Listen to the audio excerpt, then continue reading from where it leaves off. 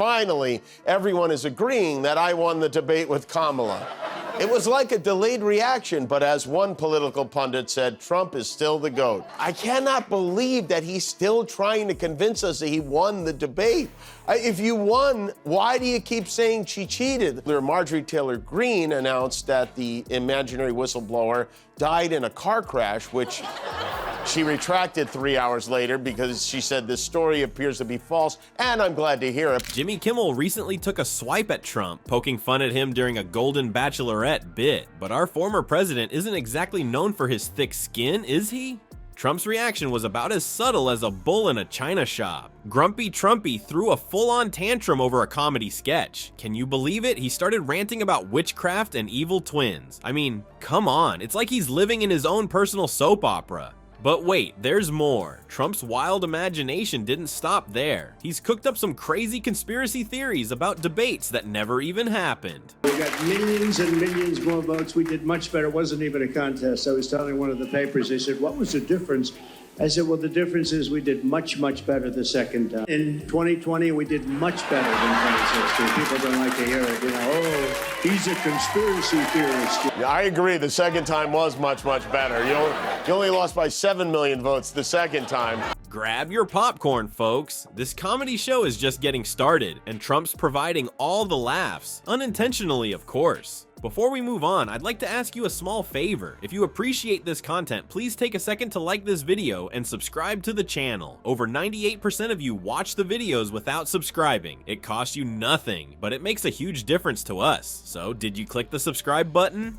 Great, thank you so much. Now, back to the video, but Trump's imagination was just warming up. Picture this, a debate that never happened, a victory that never was, and accusations flying faster than hairspray at a MAGA rally. How did our former commander-in-chief end up battling fictional foes? Let's unpack this comedy gold. In a twist that would make even the most creative fiction writers jealous, Trump claimed he won a debate with Kamala Harris. The catch? This debate never actually happened. It's like bragging about winning the Super Bowl in your backyard football game. Except the game never took place. Jimmy Kimmel, always ready with a zinger, couldn't resist poking fun at this absurd claim. He asked the question we're all thinking. If you won, why do you keep saying she cheated? It's a classic Trump move. Claim victory and cry foul in the same breath. But wait, there's more. Trump, not content with just imaginary victories, decided to spice things up with some good old-fashioned conspiracy theories. He alleged that Kamala Harris received debate questions in advance, citing an unidentified whistleblower, because apparently it's not enough to win an imaginary debate. You've got to accuse your opponent of cheating in it too.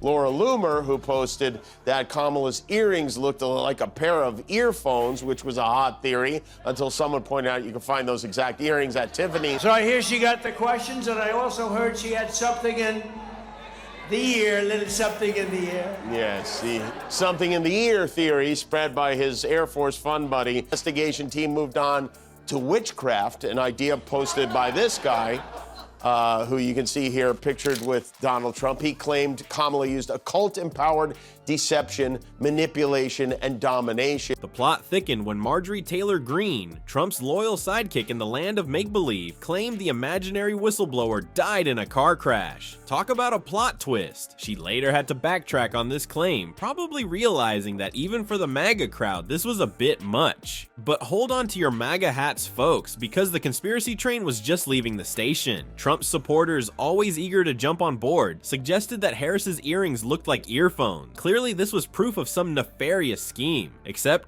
oops, those earrings are actually available at Tiffany's. Maybe Tiffany's is in on the conspiracy too? Just when you thought it couldn't get any weirder, Trump's theories took a turn for the supernatural. We're talking witchcraft and evil twins, folks. One supporter even claimed Kamala used occult-empowered deception during the non-existent debate. Because when reality doesn't match your narrative, why not throw in some black magic? Kimmel, ever the voice of reason and humor, summed it up perfectly. He joked that Trump lives in his own reality TV show where he always wins. It's like The Truman Show, but with more spray tan and less self-awareness. While Trump's reality show keeps running, the real GOP is changing the channel. What's causing over 100 Republican bigwigs to jump ship, and how is Trump filling the void? Hint, it involves a fashion show that makes The Apprentice look like high art. Looks like Trump's support is shrinking faster than his inauguration crowd. A whopping 111 former Republican national security officials and Congress members just signed a letter endorsing Kamala Harris for president. Ouch, they're not mincing words either, calling Trump unfit to serve and accusing him of promoting daily chaos. These folks used to be on Team Trump, but now they're saying he's more interested in praising enemies and helping himself than actually running the country. Talk about a plot twist. But don't worry, Trump still has some diehard fans. Jimmy Kimmel, always ready with a zinger, listed off Trump's remaining supporters. We've got Rudy Giuliani, probably practicing his next press conference in a landscaping company parking lot. And let's not forget Kid Rock, because nothing says presidential like the guy who wrote Bawit Daba.